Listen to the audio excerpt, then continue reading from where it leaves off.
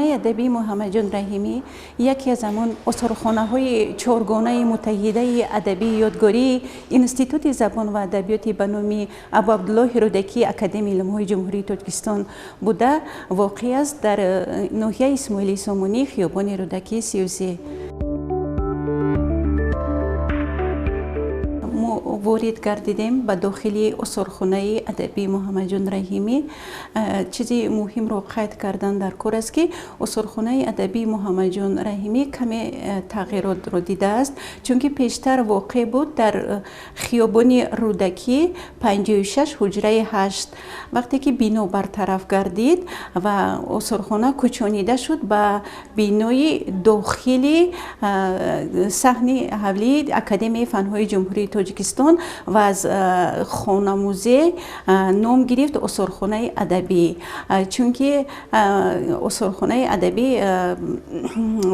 адабии устод Муҳаммадҷон раҳимӣ давоми солҳои аз соли 1969 таъсис ёфтааст.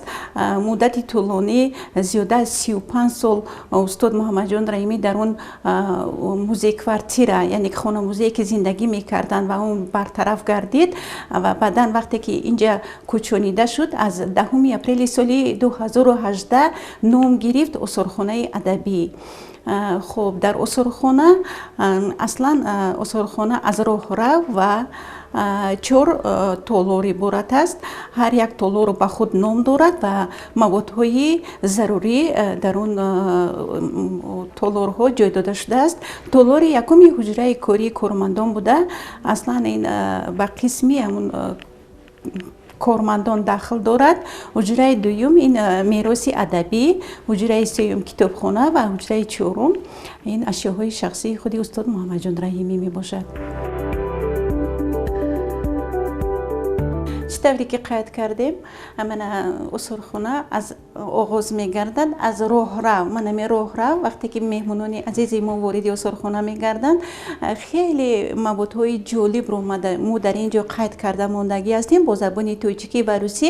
мана дар ҳамин равзана чӣ тавре ки мебинед, тамоми рақамбор факту рақамҳо осори устод аз таваллуд то ба дунёра падруд гуфтанашон маълумотҳо фароҳам оварда шудагиянд ва аксҳои нодири устод Муҳаммадҷон раҳимӣ ҳамроҳи дӯстон, рафиқон, шогирдон, ҳамкорон ин роҳравро ором медиҳад ва акси хеле зебои устод Муҳаммадҷон раҳимӣ бо навиштаҷоти устод Мирзо Турсунзода дар васфи устод Муҳаммадҷон раҳимӣ.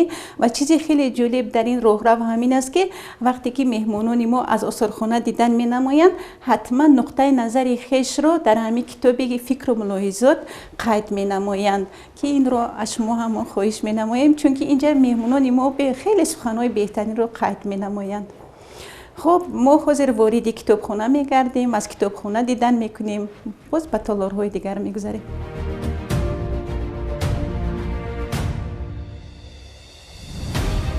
خب پیش از اون که درباره اصول کتابخانه استاد کمتر معلوماتیم، خیلی خوب از قید نماییم که استاد محمدجان رحیمی یک نفری بودن که در ساحه‌های گوناگون نقش دستاشون نقش کاراشون گذاشتگی هستند.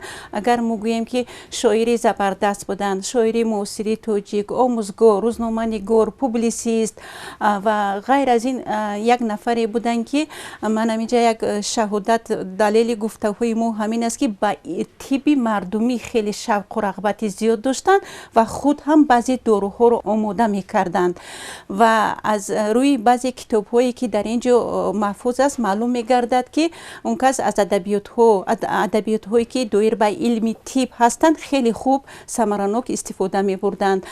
خب من این کتاب‌هایی که در افزانه گذاشته شده است، اول اینکه همه اون چیزی که در اینجا هست همه از اون شخصا از اون خودی محمدجان رحیمی میباشد. کتاب‌هایی که شخصا خودشون در مورد حیات بودگیشون به تب رسیدگی هستند و کتابخانه شخصیشون که از آنها استفاده بردگی هستند. این کتاب‌ها رو از این دلیل این گفته‌ها همون است که اونها خیلی شخصی علم دوست بودند. خب کتاب‌ها از طرف سردار شعبه اسورخانه ادبی استاد محمدجان رحیمی خوب آموخته از نو به قید ثبت رقمی گردیدن نزدیک 2000 می باشند.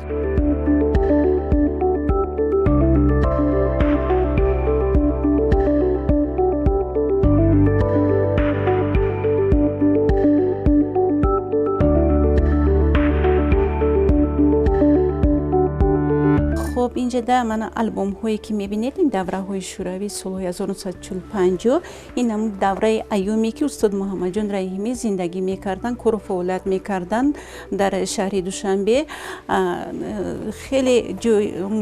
хеле зарурат пеш меояд, бояд ман зикр кунам ки устод муҳаммадҷон раҳимӣ зодаи ноҳияи фоиқи шаҳри Бухорои ҷумҳурии Ӯзбекистон ҳастанд ва солҳои 1925 вориди Душанбе гардида аз ҳамон вақт сар карда фаъолияти кории устод муҳаммадҷон раҳимӣ сахт вобаста аст ба шаҳри Душанбе. خب هر چیزی که در اینجا هست، کرسی، خب اینجا کتاب‌هاشون خیلی که قید کردیم، خیلی جالب است. من برای بینندگان میمونان عزیزمو من همین رادیویی که اون کس گوش میکردن یا که کارتاتیگا، من همین جوانچه‌ای که شما میبینید همه داخلی اون حتی حسن خط دستانی استاد محمدجان رحیمی میباشد. اینجا اکن بیشتر قید کردن در کار است که حتی همون چیزهای خیلی خورده که شاید برای ما بگویم که اونقدر وای نداشته باشه، لیکن جالب است که اینها اکسپانات هستند، اینها ثبت رقمی گردیدگی هستند.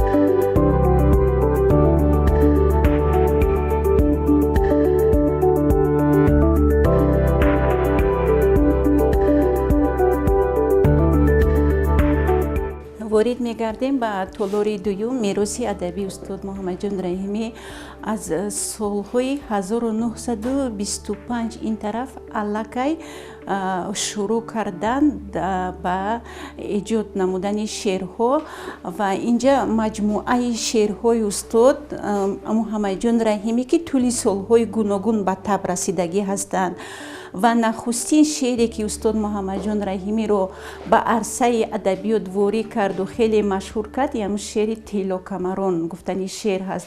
خب اینجا عکس بسیار زیبای محمدجان رحیمی و یک پارچه شعر.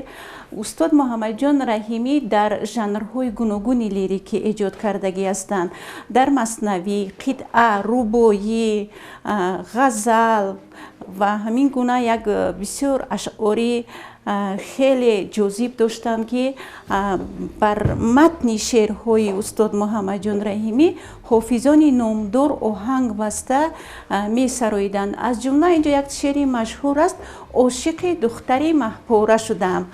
این سرود که بر متن شعر استاد ایجاد گردیده است در اجرای هنرمند خیلی شناخته استاد سند خطا نکنم بوی محمد نیازف در خزینه طلایی رادیو نگاه داشته می شود.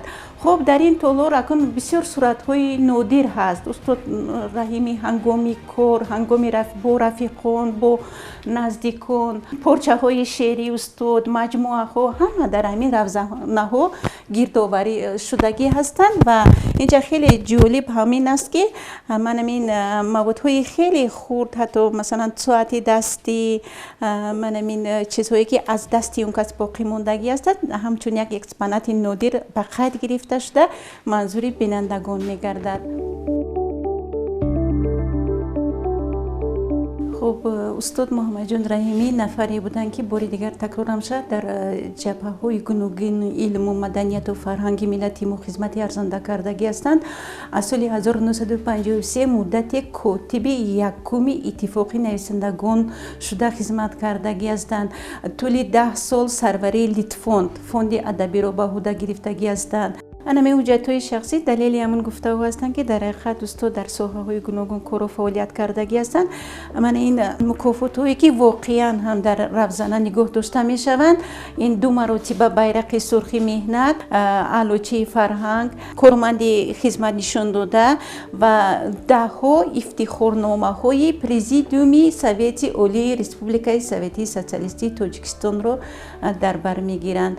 استاد محمدجان رحیمی نفری بودند که در ساحه تهیه فیلم‌ها، فیلمنویسی هم کمی دست دارند. در این ساحه هم خیلی خدمت کردگی هستند. در دهه ادبیات و صنعت در شهر مسکو همراه من شخصیت‌های خیلی معروف اشتراک کردگی هستند.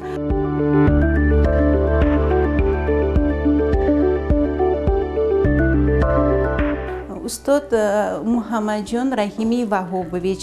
این کس خیلی که من قید کردم زاده بخارا هستند. خب غیر از اون که در اون ساحه هایی که ما گپ زدیم این کس سهم گذاشتگی هستند، با مسئله مهمی که استاد محمدجان رحیمی در آن کار فعالیت کرده هستند، این ترجمه بدیعی است.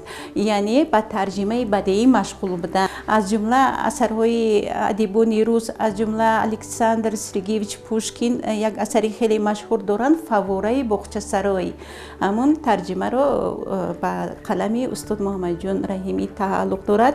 اینچنین فما گردیوی مکسیم گورکی رو ترجمه کردگی هستند و بعضی اثری منظومی تورگنیف رو با قلم استاد محمدجان رحیمی تعلق دارد.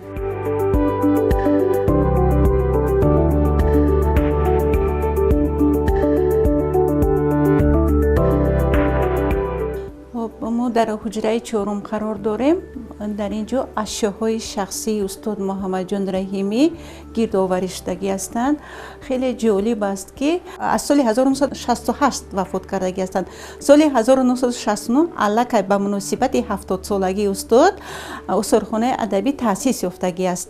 از همون وقت بینید که تمام موادها، اشیاءها تا خردترین جزئیات در осорхона نگاه داشته و ثبت رقمی گردیدگی هستند که نزدیک 134 عدد اکسپونات های نادر در осорхона جمع آوری کرده شده، منظوری تماشابینان گردانده شدگی هستند. من مثال میگیرم، من ساعتی که تاریخ درودراز دارد، تاریخی که شاید در خانه استاد محمدجان رحیمی چندین نفران شخصیت ها مهم مهمون شده از این ساعت دیداربینی کرده باشند. من این آینه که استفاده برده هستند، سوزنی بخارایی، اینجا چیزهای خیلی جالب هستند که آدمان نسل کلانسال حتما از осорхона وقتی که دیدن میکنن برای آنها بسیار جالب است، چون که تلفن هایی که در ایام همون دوره شوروی استفاده میبردن، سر و لباس، شیم، کاستیوم، من این خب جوان ها، دو جوانی جالب است که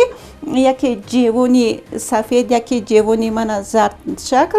در این جوال تمامی همین ظرف هایی که خود استاد محمدجان رحیمی همراه اهل بیتشان از آنها استفاده بردگی هستند و تکرار هم شود همه اینا ثبت رقمی دارند. در این جوان همون اشیاءهایی که در وقت زندگیشون استاد محمدجان رحیمی همراه اهل بیتشان استفاده بردگی هستند. از جمله گیریم مثلا دیگ هایی که بسیار جالب هستند، درسته که یکی در رویه، یکی گرد شکل. اینو اگر یگون نفری کلانسال از осорхона دیدن نماید حتما به یاد میارد تاریخ همون سالهایی که از همین دیگ ها استفاده می بردن. اینو علاقه نبینید осорхона را زینت میتید. با دیگه از پیوله های جالب هستند. اینجا باز یک تلفنی دیگر است. من پیوله هایی که باور کنید این پیوله ها دوره های خیلی پیش از اینها استفاده می بردن. این علاقه این از یک گوشه осорхона را آباد میدید.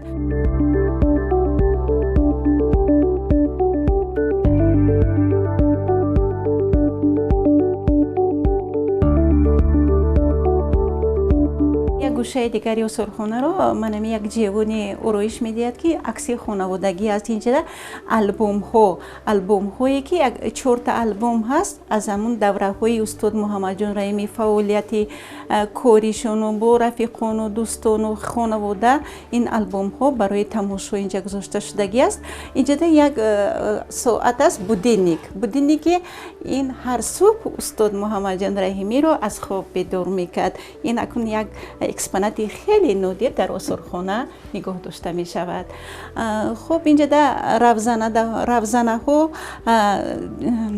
همیونی استاد است. یک کلاپوشی من برای چای گرم نگاه داشتن می شود و روزنه دیگر عکس ها، صورت های نادر اهل خانواده استاد گرآوری شدگی هستند. چنانه که ما معلوم است استاد محمدجان رحیمی از متاسفانه درباره اهل خانواده خیلی معلومات ها کمتر است. با ما همین قدرش انیق است که از عائله یکمشون که در بخارا ازدواج کردگی بودند یک духтар ҳаст, муҳаррам ном дорад. лекин дар бораи ҳаёти миъмадаи он кас мо чизе гуфта наметавонем. аз издивоҷи дуюм мо фақат ҳамин қадар чизро қайд карданӣ ҳастем ки бо Анастасия як рӯз духтар издивоҷ карданд ва аз ин издивоҷ як писар ба дунё омад. Он кас мутаассифона дар қайди ҳаёт нестанд. набираашон Марина Алексеевна ҳозир дар қайди ҳаёт ҳастанд, дар шаҳри Москва зиндагӣ доранд ва ҳар сол як маротиб ҳатман ҳамроҳи аҳли байташон аз осорхона дидан менамоянд.